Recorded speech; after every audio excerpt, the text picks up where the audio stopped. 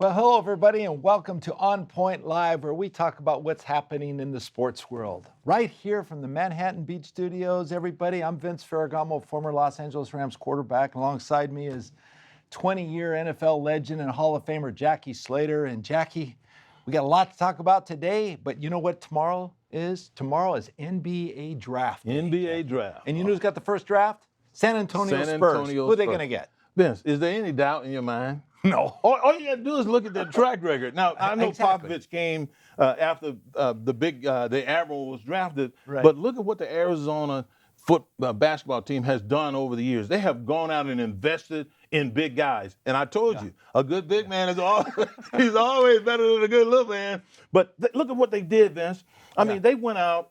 At the San Antonio Spurs, they drafted David Robinson in 1987. Right. They drafted Tim Duncan 10 years later. How many championships were spread out in that 10 years? Yeah. And then they draft, right now they have the opportunity 25 years later to draft Victor Wembanyama. Right. The 7 foot 7'4" inches, 7'4". How many big guys have been the first pick in this draft? It's been I a can ton name of a them. bunch. It's been a ton of Ralph Sampson, Hakeem Olajuwon, Jackie Patrick Ewing, them. David Shaq, Robinson, Shaquille O'Neal. Shaq, Yes, the list goes Kareem on. Abdul-Jabbar, Absolutely, Jackie. absolutely. And then you had Zion Williamson last The list year, goes so on and on and on. a lot of guys. And winning football is associated with them. The other thing about San Antonio that jumps out at you is that they like the international players. I mean, you remember Tony Parker, the little guard God. that no one could cover, that was shooting Oh, the basketball all over the place? And Yeah. don't forget about Ginobili. He was a foreign international basketball player. So I like what they have historically done there. And who doesn't love Popovich? Yeah. Huh? Oh.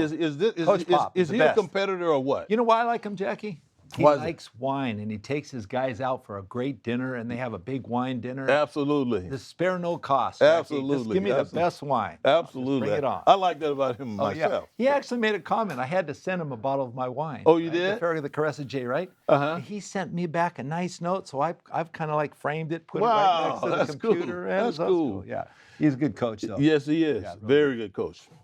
Well, Jackie, you know, the NBA draft is obviously in everybody's wish list right now. It's coming up tomorrow, but we have to first talk about what's going on in the NFL. And right now, the NFL OTAs, Yeah. which are, you know, all done. It's organized team activities, and they're all finished. Now, the next step is training camp in July. Mm-hmm. So when you look back at your career and getting ready after the OTAs, when you're getting ready for training camp, what's going through your mind? What are you doing to get ready for the season? And that's what all these players are looking at right now. Well, right now, after being around the veterans as a rookie, you see the intensity and you see the professionalism and you see the physical work that they have put in to be there.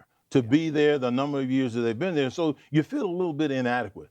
So for me, I went back and I took a week, maybe 2 weeks off and kind of did some relaxing and everything. But after that, Vince, I was driven by the knowledge of knowing that I was behind the 8 ball when it came to competing with guys like Mike Fanning and Doug France and Dennis Harrer and Jack Youngblood, people like that. These guys were pros, man, and they had been at it for a while, and I knew that there was another level that I needed to be able to go to. So for me, I went back. I did as much running as I could, as much lifting as I could, thinking that I knew what I was doing. But the reality was, and I found out later, we'll talk about this later, I found out later that I was nowhere near ready to play football at the level that these guys were.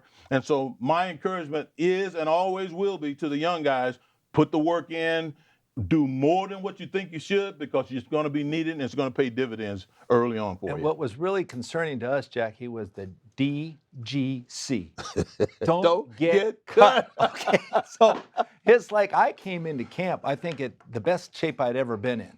You know, because you never know. Because in those days, you have to compete every day. Absolutely. You have to continue to prove yourself. You have to get ready for preseason.